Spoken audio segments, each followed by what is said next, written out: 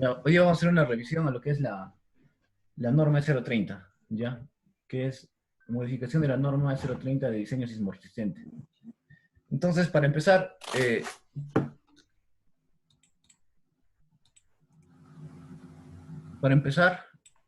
vamos a ver uno de los aspectos principales, el cual sería el artículo 3, la filosofía y principios del diseño sismoresistente. Bueno, la filosofía de esta norma es evitar la pérdida de vidas humanas, asegurar la continuidad de los servicios básicos y minimizar los daños de la propiedad, ¿ya? Entonces, esto se puede traducir como que si la norma ya tendría implícita lo que es el diseño basado en desempeño, ¿ya? Entonces, ¿qué es el diseño basado en desempeño? Acá les voy a mostrar una tablita donde nos muestra cómo debería ser el comportamiento de una edificación. Hay diferentes niveles de peligro sísmico, ¿ya? En esta zona, la que estoy subrayando, que es frecuente, ocasional, raro y muy raro, son los niveles de peligro sísmico o la peligrosidad que va a tener, a la que va a estar sujeta, digamos, una edificación, ¿no? Entonces hay un nivel de peligro sísmico llamado frecuente, que es el de cada 45 años. Un ocasional, el de cada 75 años, un sismo de diseño, que sería el de 475, y un sismo raro, que es de 970 o el 2000, o el de 2450 creo que es, ¿ya? Entonces hay esos niveles de peligro sísmico. Entonces, lo que te dice la norma es que, digamos, para un edificio común, acá ven el gráfico rojo, eh, una edificación, si te va a ser sometida a un sismo frecuente, tiene que quedar en el rango completamente operativo. Y así, ¿no? Aquí tienen una matriz de doble entrada para que puedan realizar sus diseños, ¿no? Por ejemplo, aquí en un edificio esencial para un sismo de 475 años, un sismo de diseño tendría que quedar en el rango operativo. Ya en próximas sesiones les explico más todo, todo lo que es el diseño basado en desempeño, ¿no? Pero básicamente el resumen de toda esa filosofía se encuentra en esta tablita. Si quieren le toman una captura a esta parte, antes de seguir. ¿Ya?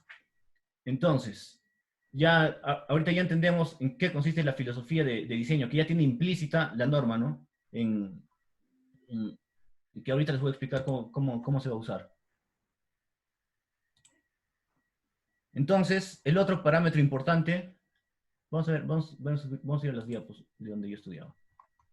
Estas diapositivas son del ingeniero Alejandro Muñoz, que es profesor en la Pontificia, y yo estudié con estas diapositivas cuando estaba en la universidad.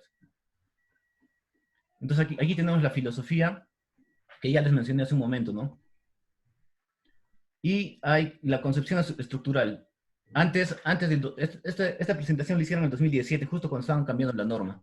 Ya, entonces, antes no se castigaba, o en las normas antiguas, no se hacía una modificación al factor R, que es el factor de reducción.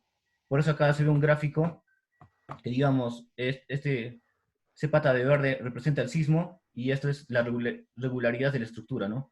Quiere decir que una estructura regular se comporta bien y una irregular se comporta mal. Por lo tanto, se va a tener que hacer algunas modificaciones al factor de reducción. Luego, otros parámetros importantes que son de lo que ya conocen pues, todos, ¿no? Que es el ZUSCR, ¿no? El Z, por ejemplo, representa el peligro sísmico en una determinada zona, ¿no? Por ejemplo, esta era la zonificación en 1963, luego han ido mejorando cada vez poco a poco, ¿no? Hasta que se tiene, digamos, esta zonificación. Acá quería parar un rato para decirles más o menos qué significa el 0.45, 0.35, 0.25. ¿Alguien tiene idea? A ver, en el chat. Porque no son así números al azar, ¿no? Estos, digamos, han sido productos digamos, de microzonificación, así. Hay varios estudios que, por ejemplo, acá hay un mapa de peligro sísmico de Monroy, mapa de peligro sísmico de Zenón Aguilar, y así poco a poco han ido mejorando cada vez las investigaciones, supongo, y han llegado a estos valores, ¿no? Entonces, ya tenemos lo que es el factor Z, que sería, digamos, la máxima aceleración que va a ocurrir en cierta zona, ¿no? En este caso sería En la costa sería el 0,45, ¿no? Algo más les quería decir acá. Ya. Y este sismo representa al 10% de probabilidad de excedencia en 50 años. Es el sismo de diseño prácticamente.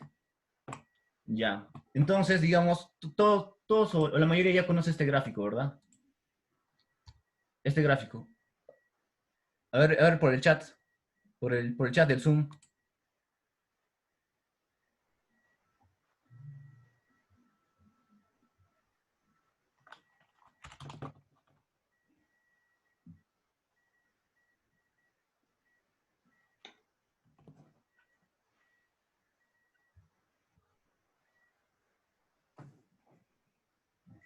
Ya, entonces, ya más o menos saben a qué se refiere este gráfico. ¿Alguien quiera participar ahí en el chat? Ya, mejor les explico, ya creo que están un poco inactivos. Ya. Entonces, ¿de dónde sale este gráfico? Este gráfico es fruto, ya ahí dice Junior Kiko, dice que es el espectro, ¿no? Este gráfico es fruto, digamos, de varios acelerogramas que han sido, digamos, calculados mediante estadísticas, ¿sí? Y han sacado un acelerograma que pueda simplificar a todo para realizar el diseño en todo el Perú, ¿no? Entonces, hay un software que se llama Sismo Signal, ¿ya? Que es este de acá. Entonces, les voy a explicar más o menos en qué consiste ese procedimiento de hallar el espectro. Entonces, acá yo voy a cargar un archivo que le he preparado para hacer un poco más sencillo esta presentación.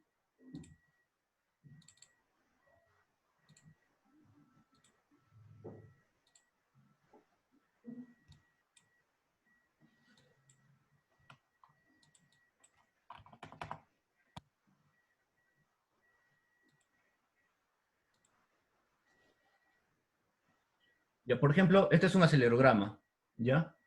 Entonces, este acelerograma yo lo he escalado, digamos, a 0,35, ¿ya? Que sería el PGA, o sea, el Peak Ground Acceleration, o sea, el punto máximo de la aceleración, ¿ya? Entonces, digamos, este software, tú solo le das clic en esta zona, entonces, todos saben, ¿no? Que el espectro se calcula para un 5% de amortiguamiento, y le das acá en refresh, y nos da más o menos esta gráfica, que sería el espectro de respuesta de aceleración. Si se dan cuenta, si se acuerdan, el PGA, o el punto más alto era 0,35, ¿no? Entonces, de la misma forma, en el espectro de respuesta está empezando acá en 0,35. Y esto es una amplificación debido a la edificación, ¿no? En sí, este acelerograma yo lo utilicé para hacer un tiempo historia y ya le hice lo que es el match. O sea, ya lo he acomodado a lo que es un acelerograma como el de la norma, ¿no? Si quieren ustedes saber matemáticamente de dónde sale este procedimiento, cómo es que se calcula el espectro de respuesta, en el capítulo 5 del Chopra, Dinámica de Estructuras, hay una parte donde dice método de Newmark. Entonces, solo lo tipean esto al MATLAB y van a obtener fácilmente ese gráfico de espectro. No, es sencillo en sí, hacer esas cosas. ¿Ya? Entonces, para simplificar, más o menos para que tengan idea de dónde sale este espectro, ¿ya? O sea, no viene de la nada, ¿no? Entonces, seguimos. Entonces, ya sabemos cómo es, digamos, o qué significa el factor de zona, el Z, ¿no? Aquí me preguntan cuál es la versión del Sismo Signal. La verdad es que no sé. Yo tengo el Sismo Signal 2018, creo que es.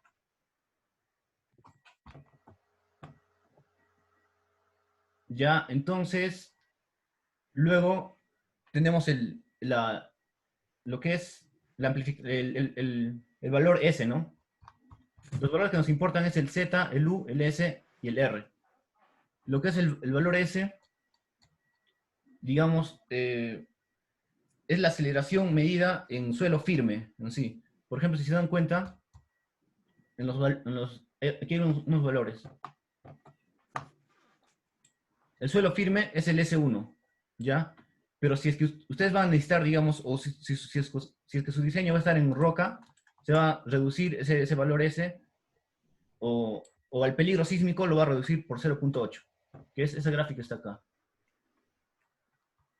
Aquí. Entonces, el valor del S1, que es en suelo firme, está tomado acá, ¿no? Y la amplificación al peligro sísmico es solo por 1. Si es que su diseño va a ser en roca, se va a reducir ese valor, ¿no? Se va a considerar el S0. Y si es que el suelo es un poco más, es un poco malo, ya se va amplificando poco a poco. Por eso los valores cambian del S. Y aquí tienen los valores del TP y el TL, que son, que dependen del tipo de suelo, ¿no? Por ejemplo, el TP es donde termina la zona plana del espectro. Ese sería el TP, y el TL es donde empieza para periodos más largos, ¿no?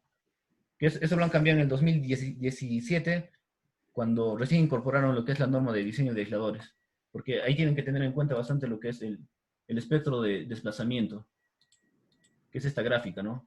Porque en la anterior norma, que es la de 2013, creo, esa gráfica, digamos, crecía infinitamente, ¿ya?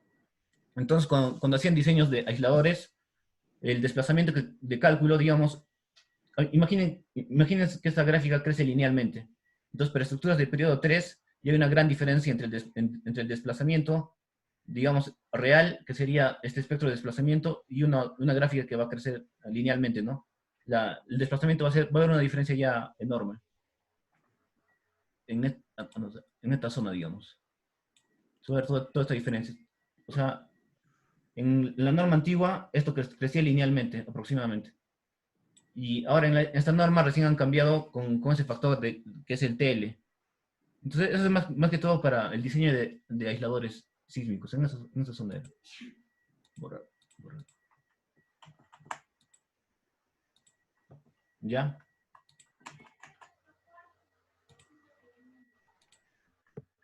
Entonces, seguimos.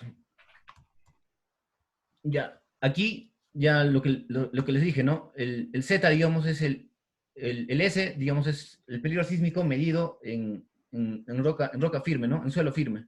Si se quiere en roca, se multiplica por 0.8, ¿no? Que sería el S0.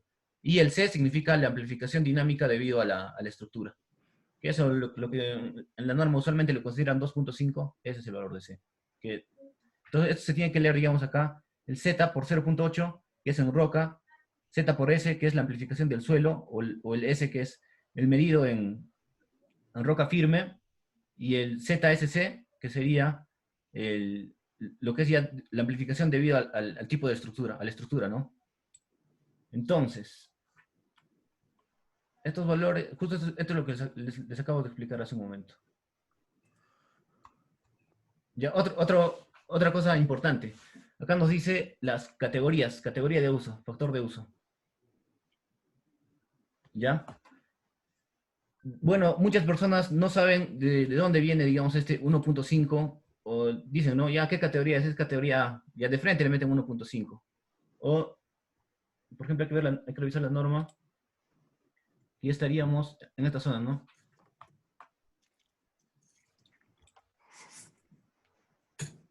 Entonces, categoría de la edificación. Si es que la edificación se encuentra en la zona A, 1.5. En la zona B, 1.3. En edificios comunes, 1, ¿no? Entonces, ¿de dónde viene este valor U? A ver, alguien que quiera participar.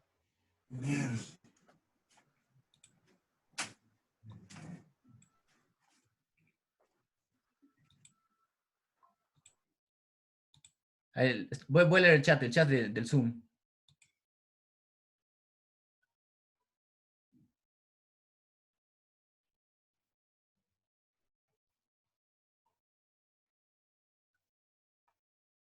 ¿Alguien tiene idea de dónde viene ese factor U? El factor de uso.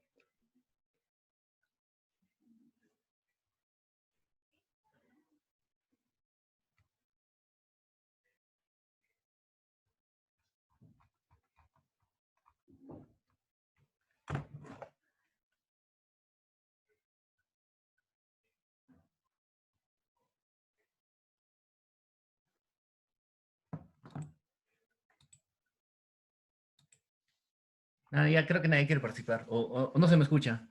Pongan algo en el chat.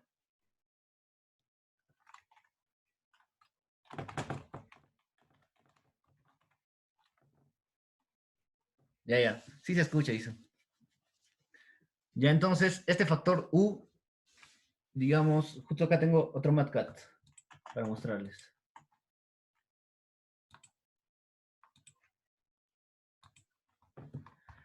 Como les dije al inicio, hay diferentes niveles de peligro sísmico, ¿verdad?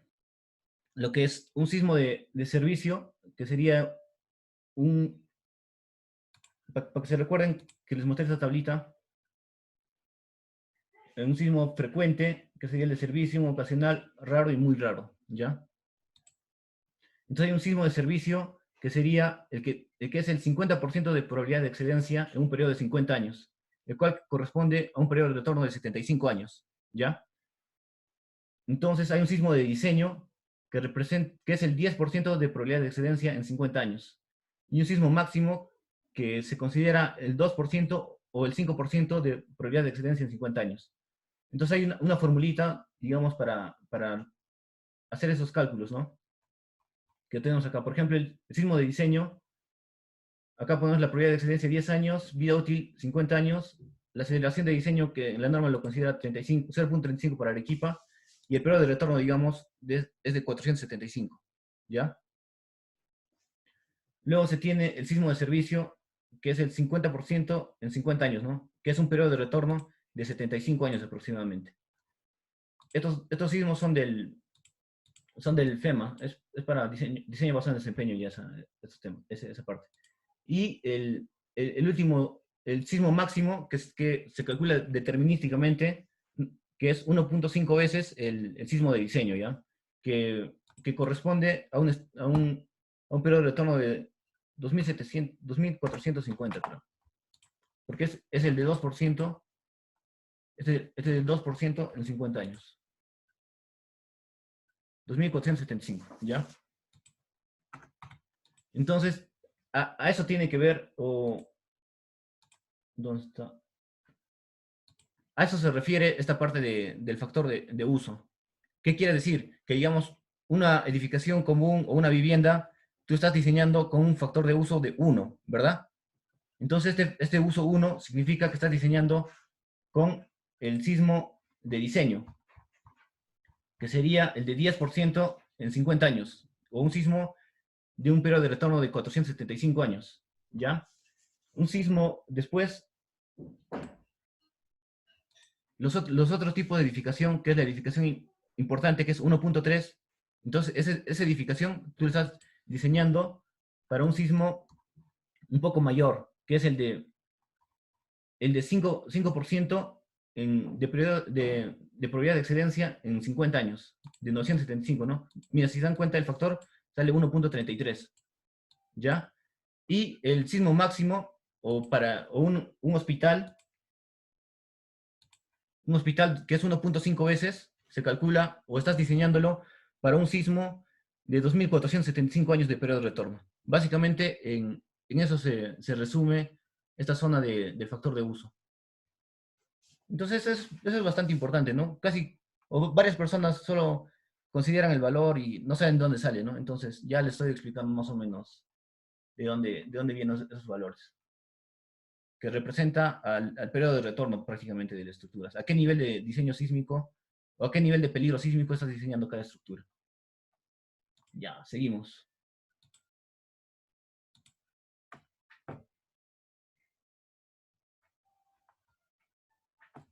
Aquí, por ejemplo, en la categoría A1 están los hospitales, ¿no?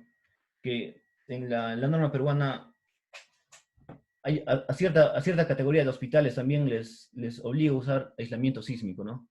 Categoría 2, algunos colegios, yo sí. Solo le da una revisada, una leída nomás a la norma, ¿no? Pero ya más o menos les estoy explicando de dónde salen esos pequeños factores, ¿no?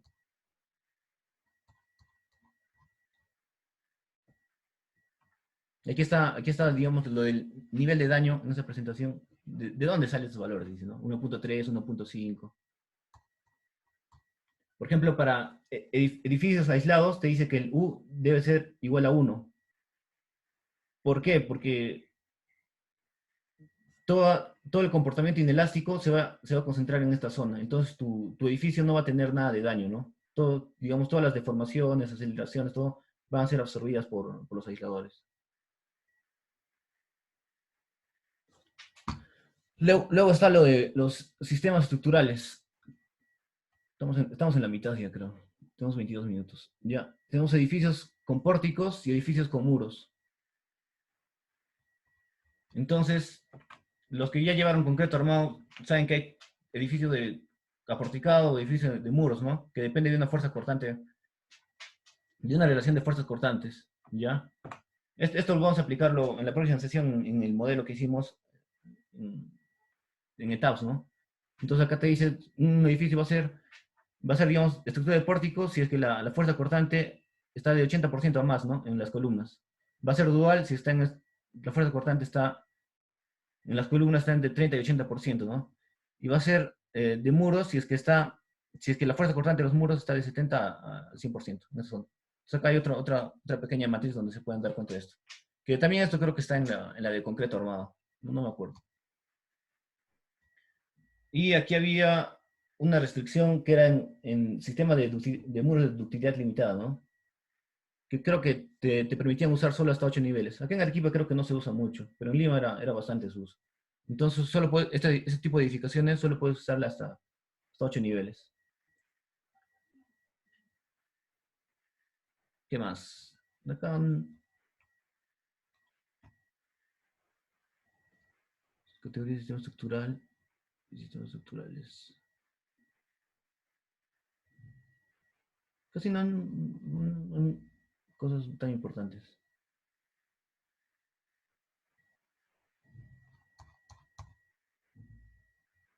Acá, por ejemplo, hay unos factores de reducción, ¿no? Que depende de los edificios de acero y edificios de concreto armado. Estos factores de reducción también vienen de ensayos, ¿no? Pero se puede sacar fácilmente mediante un análisis pushover, ¿no? Calculando la capacidad estructural y viendo cuánto es la reducción por productividad y reducción por sobreresistencia, o el R por productividad y R por sobreresistencia. Se hace una multiplicación de esos dos valores y más o menos se obtienen estos valores de acá. Si es que hay tiempo, podemos llegar a hacer pushover también. Y ahí sí les explicaría más o menos de dónde salen estos valores de acá. Y en cuanto a regularidades estructurales, ¿no? Por ejemplo, un edificio que es regular se comporta bien y uno irregular se comporta mal, ¿no? Por eso es que se hacen modificaciones a lo que es el factor R de reducción de respuesta.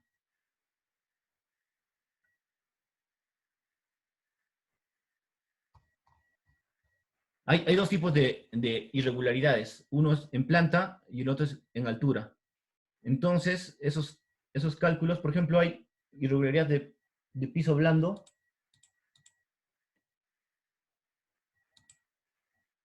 ¿Ya? Entonces, acá le dan una pequeña lectura a la norma, que también está en esta parte, en la zona de irregularidades. ¿Ya? Entonces, solo vas a usar, digamos, la irregularidad que perjudica más a tu estructura, ¿no? Por ejemplo, tú tienes irregularidad de piso blando y irregularidad de masa y peso en tu estructura, ¿no? Si tienes esas dos irregularidades, vas a usar el menor valor, digamos, el que va a afectar más a tu factor de reducción, ¿ya? Tanto en altura como en planta. O sea, si tienes estas dos irregularidades en el mismo edificio, vas a usar el menor valor.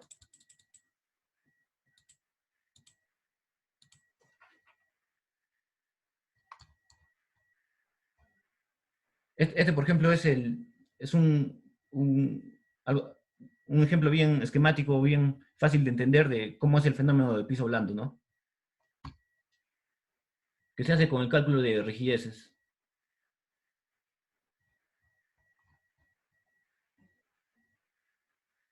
Ahorita, si la rigidez de un entrepiso es menor que el 70% de la rigidez del entrepiso superior, o la rigidez de un entrepiso es menor del 80% del promedio de las tres rigideces superiores, ocurre el piso blando. Entonces, el factor que le corresponde es el 0.75. Y es extremo si es que es menor que 0.6. Aquí y acá. Eso se calcula, en el ETAP se hace fácilmente estos cálculos, porque te los bota automático también. Irregularidades de masa, que casi no hay muchos. Irregularidades en geometría vertical. Cuando hay una reducción significativa en altura, ¿no? Entonces, ¿qué pasa si tú tienes tanto irregularidad en geometría vertical como en piso blando? Por ejemplo, el de piso blando es 0,75 y el de geometría vertical es 0,9. Entonces, solo cuando calcules el R, va a ser, digamos que sea porticado, ¿no? 8 por 0,75. Este va a ser tu nuevo valor de R. Entonces tienes una R por...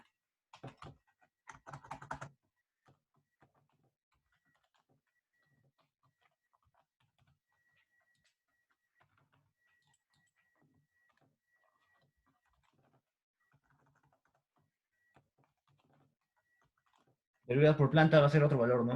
Que es la que dejar por el momento ahí. Entonces, también hay otras irregularidades, lo que son en planta, ¿no? Tienes la irregularidad torsional extrema, esquinas entrantes, discontinuidad de diafragma, sistemas paralelos. Y básicamente eso, ¿no? Por ejemplo, en el ejemplo que estábamos haciendo, tenemos lo que es esquinas entrantes y no hemos verificado todavía si es que hay torsional. Entonces, como ya tenemos esquinas entrantes y tal vez hay torsional, vamos a utilizar, digamos, el menor de estos valores, ¿no? Que en este caso, digamos, si es que va a haber torsional, usaríamos el de 0,75.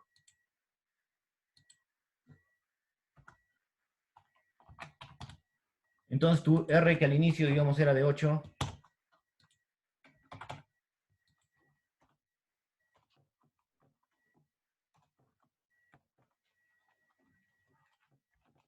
el nuevo R va a ser ese producto, ¿no? Esto, por eso y por esto. Ese sería tu nuevo valor de R, ¿no? Que vas a utilizar.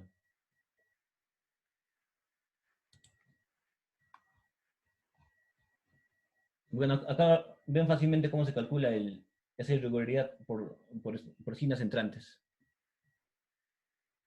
Allá, digamos, en estructuración, no se recomienda hacer este tipo de estructuraciones en L, ¿no? Porque cada, cada, cada, cada parte de la edificación va a vibrar de forma diferente. Por eso hacían este grafiquito. Vamos a bailar un vals, decía. Tampoco se recomienda este sistema estructural. Y aquí hay un ejemplo de cálculo, ¿no? De si es que ocurre irregularidad por esquinas entrantes. En este caso, por ejemplo, no ocurre, pues, porque supongo que no cumple con los parámetros, pero en el de acá sí. Otro que es discontinuidad de diafragma. Pero también su cálculo lo tienen acá.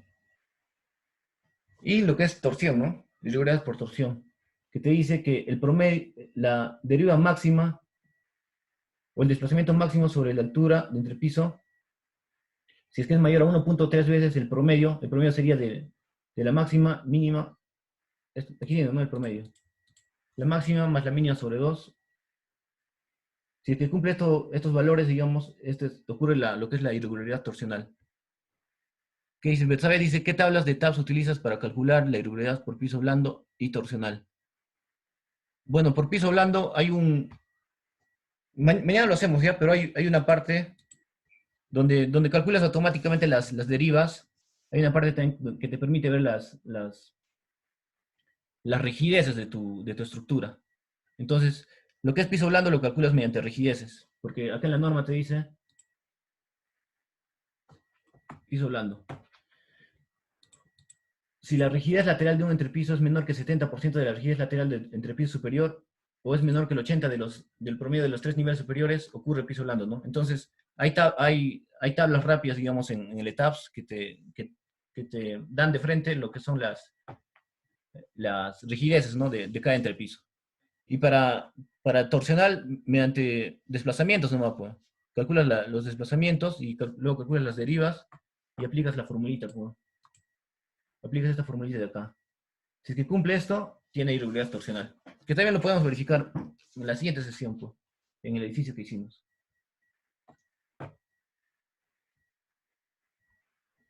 Allá, esto también es importante. la parte de acá. La categoría de la... No sé por qué me aparece un cuadro de diálogo. ¿Ya? La categoría de las irregularidades de las edificaciones, ¿no? Entonces, si tú tienes una categoría A1 y A2 que correspondían a los hospitales, así, no te permiten usar, no, en la zona 4, 3 y 2 no te permiten ningún tipo de irregularidad. En la zona 1, que es en la selva prácticamente, no te permiten solo las irregularidades extremas, ¿no? Entonces, esta tablilla tienen que tener bastante en consideración cuando hagan sus diseños. Si tu categoría corresponde, tu edificación corresponde al uso 2, solo no te permiten irregularidades extremas, ¿no? Pero sí puedes tener irregularidades normal. En el 1 no hay ninguna restricción, ¿no? Y igual, o sea, acá en las edificaciones que están en el grupo de 3, no te permiten solo irregularidades extremas, pero sí te permiten, acá por ejemplo hay otra restricción, si está en la zona 2, te permiten extremas, pero solo en edificios de 2 y 8 niveles, ¿no? Y en la zona 1 puedes tener cualquier tipo de irregularidad. Otro, los sistemas de transferencia. Esos sistemas de transferencia quedaron prohibidos desde el 2018, desde el 2017 en sí, cuando se estaba haciendo esta norma. Sí, porque esta es de 2017. Cuando yo estudié con este borrador de norma. Pero al final, lo que sacaron en el 2018 es el mismo.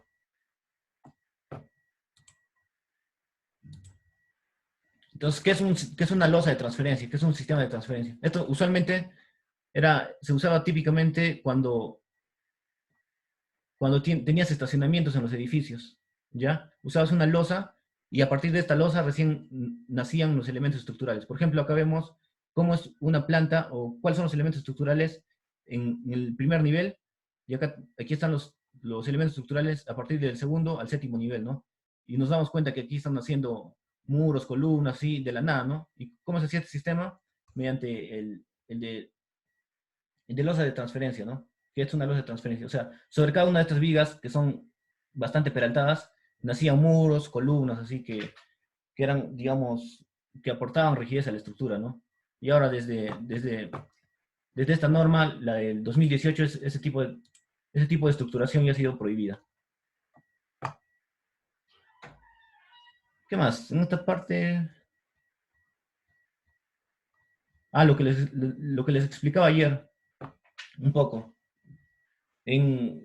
Para hacer las consideraciones del peso sísmico, la categoría A y B se considera el 50% de, de participación de la carga viva. En cuanto a la carga muerta, se considera el 100%. En la categoría C, el 25% de la carga viva, ¿no? Almacenes el 80%. Muy interesante eso.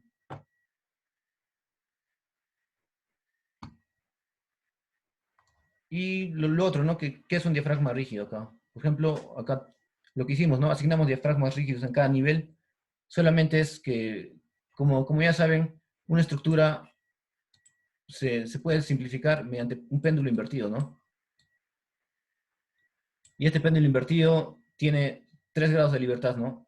Dos traslacionales y uno rotacional. En X, en Y y una rotación, ¿no? Básicamente es una ejemplificación para hacer el análisis modal, ¿no?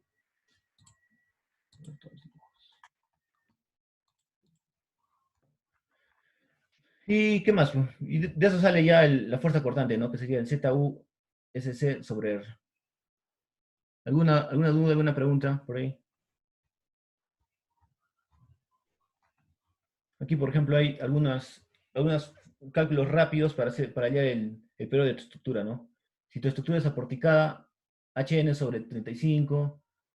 Si es de pórticos de concreto armado de acero, HN sobre 45. Y si es de albañilería, HN sobre 60. La que yo les recomendé ayer era, digamos,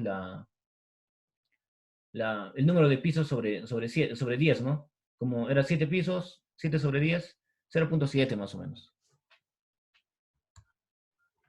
Básicamente eso sería todo lo que es en cuanto a la norma.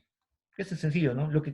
La parte que quería que se den cuenta, o que me parece la más interesante, Es cómo se hacen los cálculos, o de dónde proviene lo que es el Z, de dónde proviene lo que es el U, y de dónde proviene, básicamente sus valores, ¿no? El Z y el U.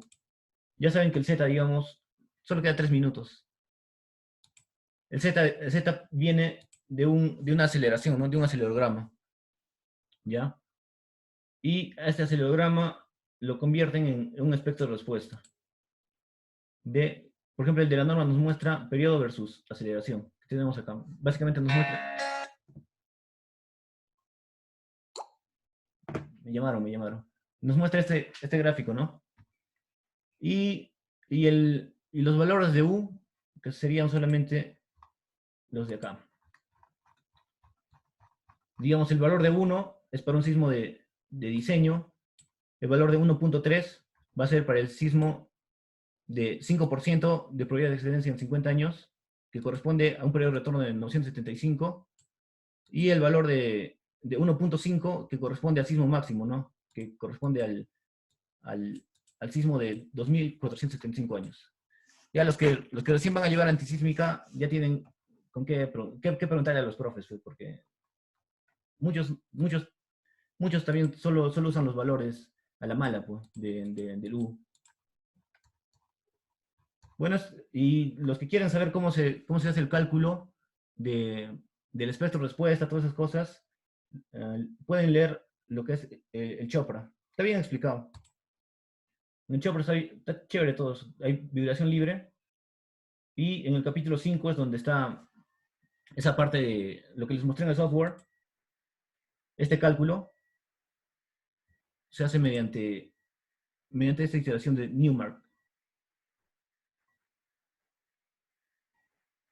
con el método de Newmark, ¿ya? Que es uno de los más fáciles de programar. Lo hacen en MATLAB y listo, pues. Ya, y ahí termina creo que la sesión y nada, pues ya se acabó el tiempo también. Queda 20 segundos. A ver si continuamos otro día, pues. Hacemos un poco del tiempo historia y el modelo espectral.